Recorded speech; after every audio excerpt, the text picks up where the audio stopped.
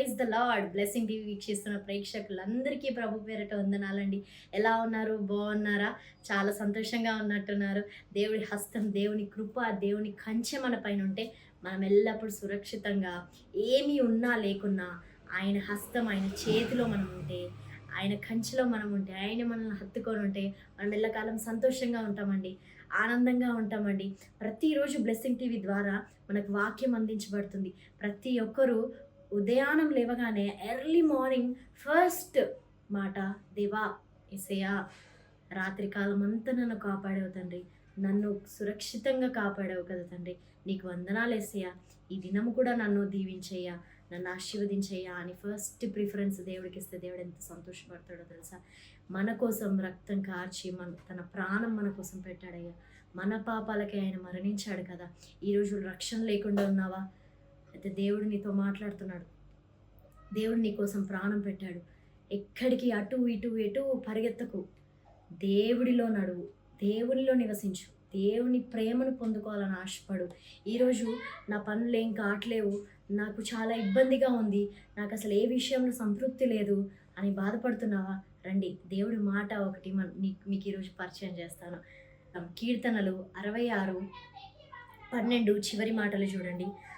నీవు సమృద్ధి గల చోటికి మమ్మును రప్పించి ఉన్నావు. సమృద్ధి, ఏ విషయంలో నీకు సమృద్ధి లేదు, ఏ విషయంలో నీకు ఫుల్ఫిల్గా అనిపించట్లేదు, ఒక పీస్ అనిపించట్లేదు, దేవుడే నిన్ను తీసుకెళ్తాడంట. దేవుడే తన కనుదృష్టి నీ పైన ఉంచి, తన హస్తం నీ పైన ఉంచి రప్పిస్తాడంట. మరొకసారి చెబుతాను చూడండి. నీవు సమృద్ధి గల చోటికి మమ్మును రప్పించి ఉన్నాడు. సమృద్ధి లేకుండా ఉంటున్నావా? ఇరుకుబడుతున్నావా? చికాకులో ఉన్నావా? ఇబ్బంది పడుతున్నావా? నిరుత్సాహంతో ఉన్నావా? ఫెయిత్ఫుల్నెస్ని కోల్పోయావా? దేవుడు మాటిస్తున్నాడు, నిన్ను రప్పిస్తాడంట. సమృద్ధి గల చోటికి నిన్ను రప్పిస్తాడు ఖచ్చితంగా. ప్రార్థన చేసుకుందాం. పరిశుద్ధుడా, మహోన్నతుడా, నీకే వందనాలు యేసయ్యా. సమృద్ధి గల చోటికి మమ్మల్ని రప్పించబోతున్న దేవా, నీకే వందనాలు యేసయ్యా. ఒక తండ్రివై, ఒక తల్లివై ప్రతి విషయంలో మా కోసం ఆలోచిస్తున్న తండ్రి, అయ్యా ప్రభా, ప్రతి విషయంలో మమ్మల్ని బలపరుస్తున్న దేవా, నీకే వందనాలు యేసయ్యా. సమృద్ధి గల చోటు మాకు కలుగును గాక తండ్రి. మీ నామం పట్ల సమృద్ధి గల చోటికి మేము ఉందుము గాక తండ్రి.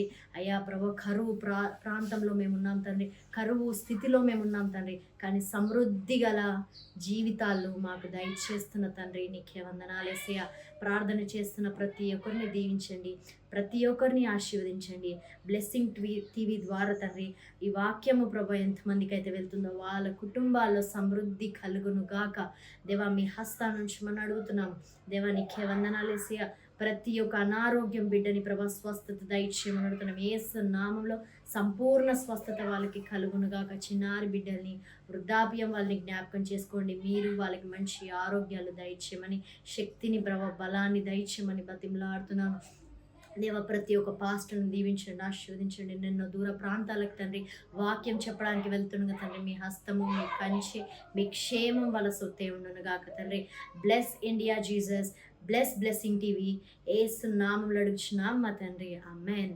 Praise the lord.